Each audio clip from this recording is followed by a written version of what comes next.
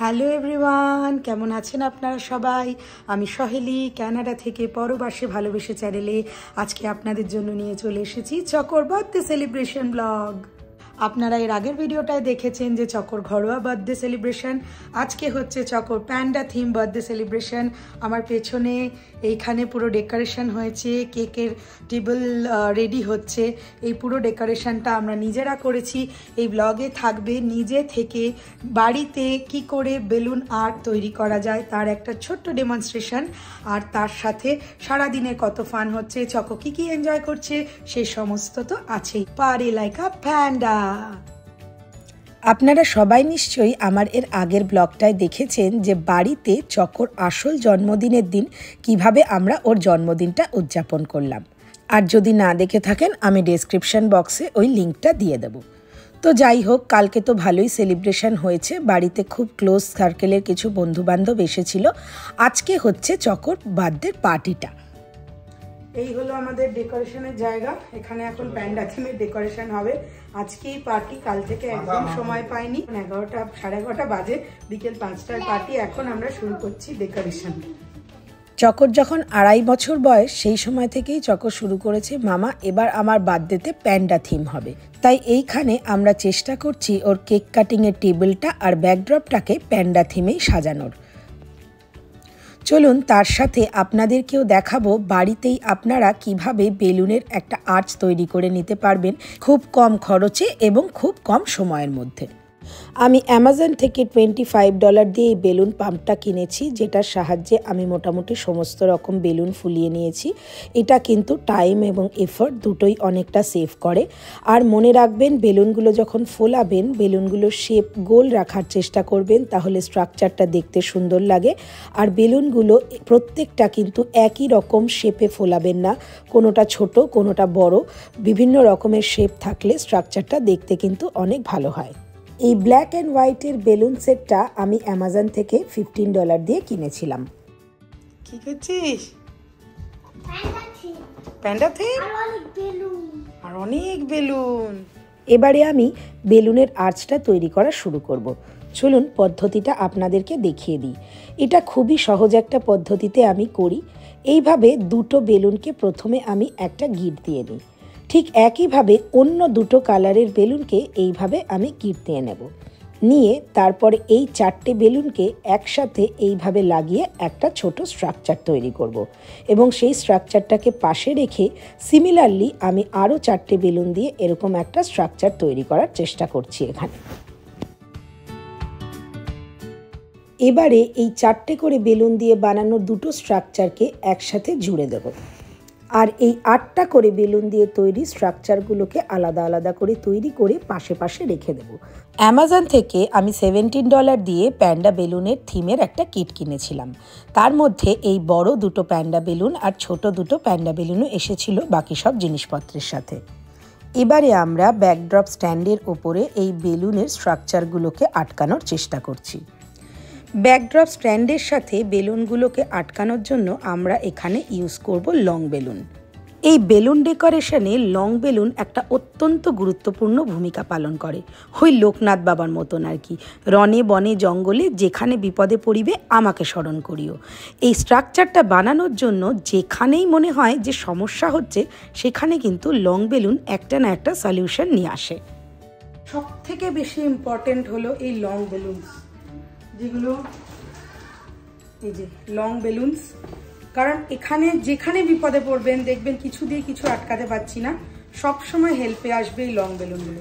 আমরা যে প্রত্যেকটা স্ট্রাকচার তৈরি করেছি সেই প্রত্যেকটা স্ট্রাকচারকে বেঁধেছি এই লং বেলুনগুলো দিয়ে। এই লং বেলুনগুলো actually is a like girder. এটাকে এরকম স্ট্রেট করে এইখানটা যদি আপনি একটা ছোট করে নট করে নেন, তাহলে ইট ইজ লাইক গার্ডার। এই যে এর একটা প্রান্ত, আমি এই যে স্ট্রাকচারটা তৈরি করেছি এর একটা প্রান্ত আমি এই লং বেলুনের মধ্যে এরকম করে ঢুকিয়ে দেব, দিয়ে এই পার্টটা আমি গিয়ে ওইখানে ওই কোনায় আটকে দেব।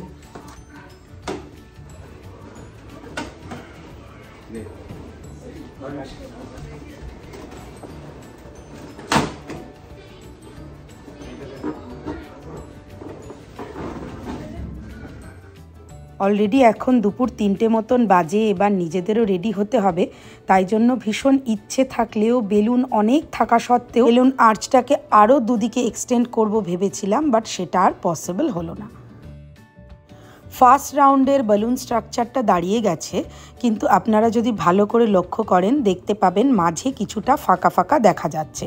তো সেই ফাঁকে গ্যাপগুলোকে আমি ফিল আপ করার জন্য এরকম একটা করে বেলুন ফুলিয়ে নিচ্ছি, আর সেটাকে একটা লং বেলুন দিয়ে ওই ফাঁকটাতে অ্যাটাচ করে দেব, যাতে কিনা স্ট্রাকচারটা অনেক বেশি নিট লাগে।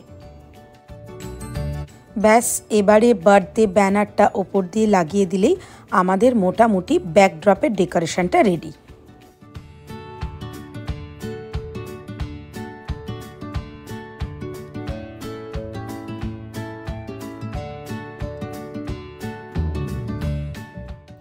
টেবিলের ওপরে প্যান্ডা থিমের টেবিল কাভারটা আমি পেতে নিয়েছি, আর সমস্ত কেক স্ট্যান্ড এবং বাকি কাপকেক স্ট্যান্ড, স্ট্রজ, সব জিনিসগুলো আমি একসাথে করে রাখছি, যাতে আমি পরে যখন টেবিল ডেকোরেশনটা করব তখন আমার কাছে সব কিছুই হাতের কাছে থাকে।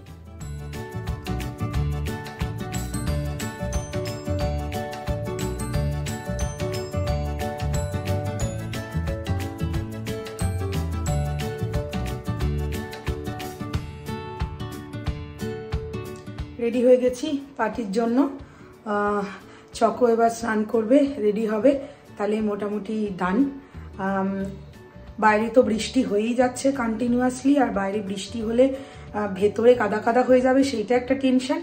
প্লাস বাচ্চাদের জন্য একটা বাইরে খেলার এরিয়া সেট আপ করার ইচ্ছা ছিল, সেটা আদেও করতে পারবো কিনা বুঝতে পারছি না, কারণ কন্টিনিউয়াসলি বৃষ্টি হচ্ছে। অন অ্যান্ড অফ ওয়েদার রিপোর্টে দেখাচ্ছে যে এখন বৃষ্টি থামছে, এখন বৃষ্টি আসছে, মানে যতবারই আমরা প্ল্যান করছি যে ঠিক আছে বিকেল 5টা থেকে তাহলে আর নেই, তারপরে দেখছি কিছুক্ষণ পরে আপডেট হয়ে যাচ্ছে যে আবার 5টা থেকে বৃষ্টি শুরু হচ্ছে।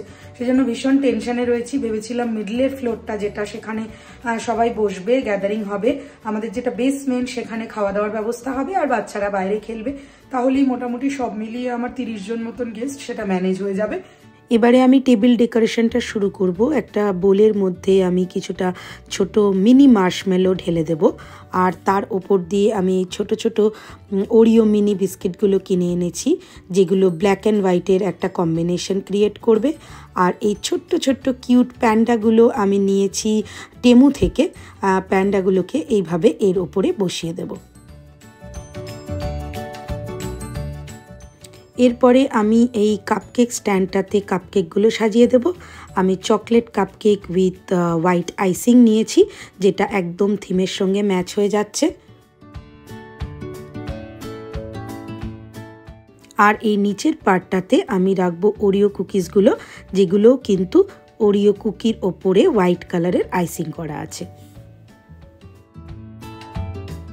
বাকি কাপকেকসগুলো আমি এখানে সাজিয়ে দেব ছোট্ট আর একটা কাপকেক স্ট্যান্ডের ওপরে, আর তার উপরে বসিয়ে দেব এই কিউট কিউট প্যান্ডা কাপকেক টপারগুলো। সবসময় মতন যথারীতি কাজের দিনে চকো আরও কাজ বাড়াতে ভালোবাসে, তাই জন্য আজকে মাত্র 1 ঘন্টায় ঘুম থেকে উঠে গেছে। আর এই প্রচণ্ড তাড়াতাড়ি ঘুম থেকে উঠে যাওয়ার কারণ হচ্ছে সে প্রচণ্ড এক্সাইটেড। আর এক্সাইটমেন্টের কারণ হলো আমরা ব্যাকইয়ার্ডে আজকে বাচ্চাদের খেলার জন্য একটা বাউন্সি ক্যাসেল লাগাচ্ছি। এটা আমরা ব্র্যাম্পটনের এক জায়গা থেকে রেন্ট করে এনেছি। এই মোটরটা এখানে লাগিয়ে ইলেকট্রিকের সুইচ দিলেই এই রকম ফুলে উঠে হয়ে যাবে তৈরি বাউন্সি ক্যাসেল। বাচ্চারা এর মধ্যে ক্রলিং, বাউন্সিং অ্যান্ড স্লাইডিং সব কিছুই করতে পারবে।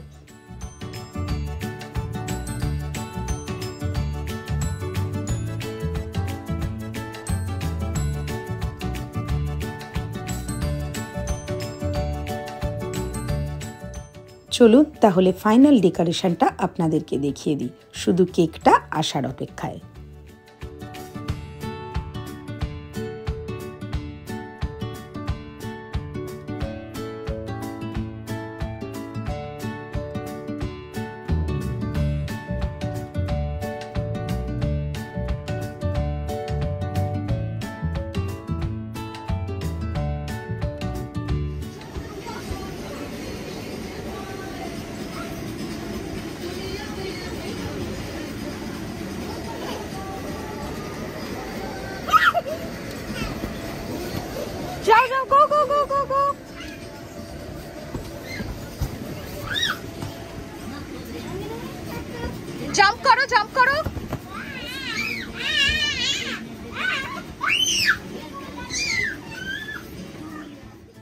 দেখতেই পাচ্ছেন কি প্রচণ্ড আনন্দ পাচ্ছে বাচ্চারা। এই পার্টিগুলোতে বাচ্চাগুলোকে এনগেজ রাখার জন্য এরকম একটা কিছু না করলেই নয়। আর যেহেতু ওদেরই আনন্দের জন্য এই পার্টি, তাই জন্য ওরা যতটা বেশি আনন্দ করতে পারে তাহলেই বাবা মায়েদের বেশি ভালো লাগে।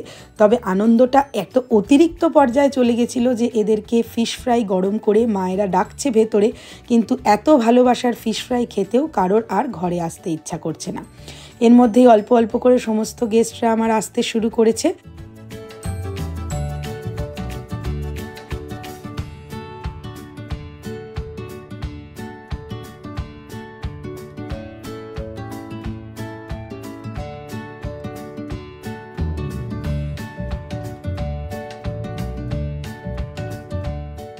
ইতিমধ্যেই আমরা স্ন্যাকিংয়ের জন্য সবাই বেসমেন্টে চলে এসেছি। এই গরমের বিকেলবেলায় ঠান্ডা ঠান্ডা দই বড়া আর কফি ফিশ ফ্রাই সহযোগে আশা করছি স্ন্যাকিংটা কারো খারাপ হয়নি।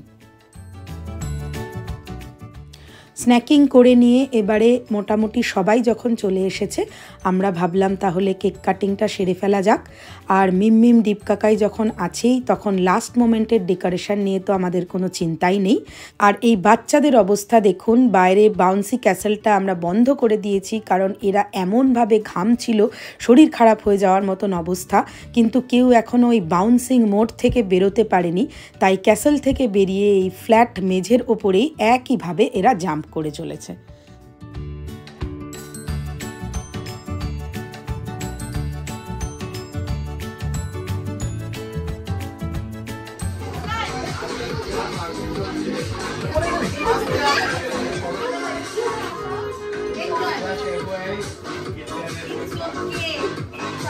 হ্যাঁ, এই যে এদেরকে দেখানোর জন্য ফোন করেছি।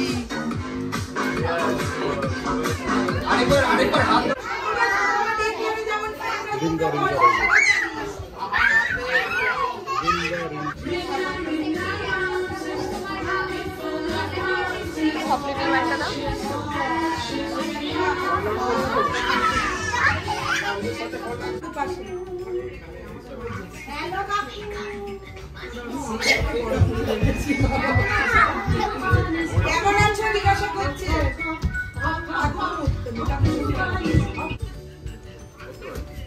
থ্যাংক ইউ সবাই এসছে, এই যে সর্বাণী।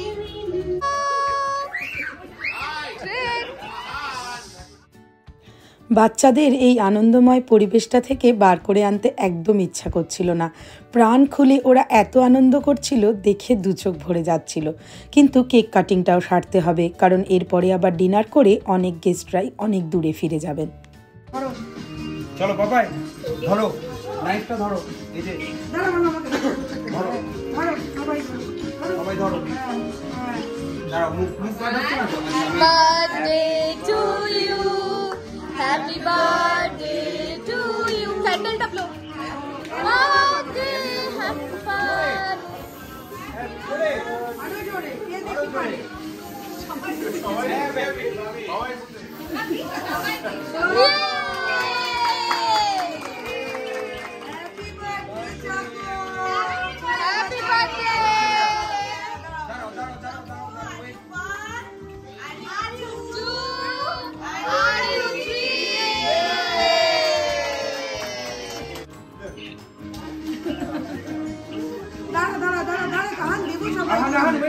ওয়েট কর, ওঠ ওখানে ওঠ। খাবে না,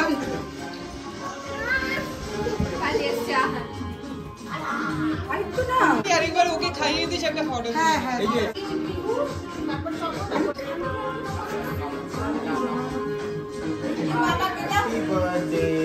থ্যাংক ইউ মামা, থ্যাংক ইউ সো মাচ। চকো সামনে তাকা। তুই তুলছিস না ফটো? হ্যাঁ, পারফেক্ট। দাঁড়া মিনি একটা ইউনিক। Thank you. হয়েছে? কাটিং করে আমরা নিচে খাওয়া দাওয়া করতে চলে এসেছি। আমি বাড়িতে বানিয়েছিলাম গন্ধরাজ টেংরি কাবাব। মাস্টার্ড গার্ডেন থেকে এসেছিল বেঙ্গলি স্টাইল ফ্রাইড রাইস আর মাটন কালাভুনা। ছিল বাংলাদেশের বগুড়ার ক্ষীর দই, রসগোল্লা আর সাথে আমার গাছের টমেটোর চাটনি। সারাটা দিন দারুণ কাটলো। পার্টি এবার শেষ, তাই চকোর বন্ধুদেরকে রিটার্ন গিফট দিয়ে থ্যাংক ইউ বলার পালা। চলুন এক ঝলকে দেখিয়ে দিই রিটার্ন গিফটে কী ছিল।